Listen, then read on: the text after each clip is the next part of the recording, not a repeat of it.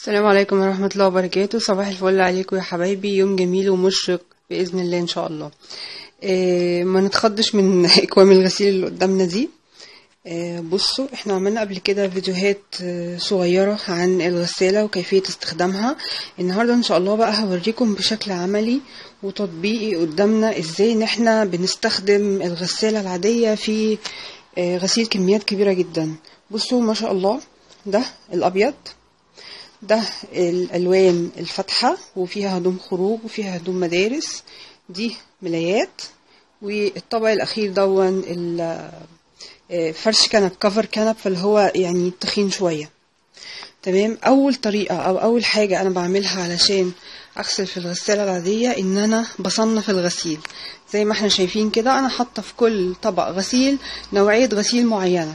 تمام. اول حاجه ببدا بيها الابيض، وبعدين بشتغل بالتدريج بنفس الترتيب ده الفواتح، وبعدين الحاجه الاغمق شويه، وبعدين الاغمق خالص في الاخر. تمام. يبقى ده اول خطوه اللي هي تصنيف الغسيل. تاني خطوه ان احنا هنملى الغساله ونشوف بقى هنبدا ازاي.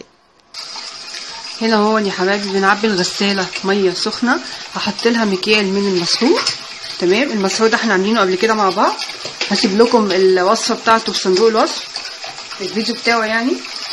هحط شويه من كلوروكس الوان عشان برضو يحافظ لي على الالوان اللي انا هغسلها بعد الابيض. وبحط شويه كمان من الليمون اللي احنا عملناه مع بعض. بصوا انا برج الازازه اهو يا حبايبي، ده الليمون بيديني نظافه وريحه هايلين جدا جدا. تمام.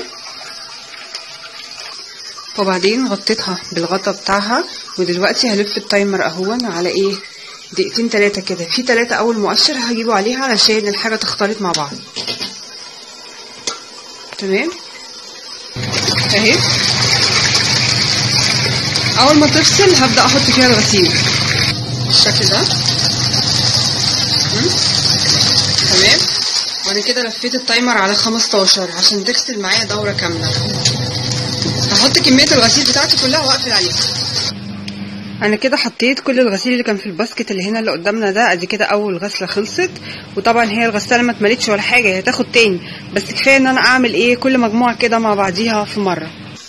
وقفت يا حبايبي بعد ما لفت 15 دقيقه. عشان ده ابيض عايزاه يبقى نضيف جدا، هلف كمان 15. ده كده يا حبايبي الغسيل الابيض اهون بعد ما طلعناه في الطبق. وبعدين في الغساله هنا حطيت المره الثانيه من الغسيل، وزودت بس شويه ميه وهي ايه شغاله.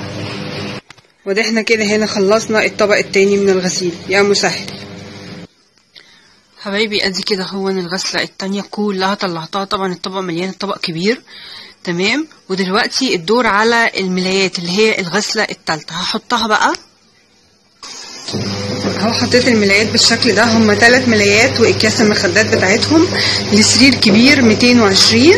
ممكن بس ازود شويه ميه ورشه بسيطه خالص من المسحوق. حبايبي ده هنا هو الغسيل الابيض اختصارا للوقت، يعني الغساله لسه بتغسل في المره الثالثه، فانا شطفته على ايدي وظهرته، وشايفين ما شاء الله النظافه والجمال عامل ازاي. بصراحه شكله تحفه جدا. هنشتغل دلوقتي برده ونشوف شكله كده ونتبسط مع بعض بيه. اهو يا حبايبي كمان بعد ما نشرته ما شاء الله، شايفين الجمال والحلاوه، النظافه واللون الابيض الناصع ده ما شاء الله. تمام. هروح بقى اشوف الغساله. ادي اهو يا حبايبي الملايات خلصت الحمد لله، طلعتها من الغساله. هشطفها برضو بقى واحط لها المعطر ونشرها. وبعدين فرش الكنب حطيت نصه في الغساله والنص التاني لسه، يعني هغسله على مرتين لان هو الخامه بتاعته سميكه ويعني كتير. فبس كده، وكده احنا خلصنا طريقتنا في الغسيل بسرعه ما شاء الله. انجزت كميه غسيل كبيره جدا في وقت قياسي. هشطب بقى كل الالوان دي، وهحاول برضو ان انتوا تشوفوها وهي خلصانه ومنشوره ان شاء الله. الالوان بتاعتنا اهو يا حبايبي ما شاء الله، وهو متنشر نضيف وجميل، والالوان زاهيه وزي الفل. اتمنى يا رب ان شاء الله ان الفيديو يعجبكم. وما تنسوش اللايك والشير والسبسكرايب. اشوفكم ان شاء الله في فيديو جديد، والسلام عليكم ورحمة الله وبركاته. مع السلامة.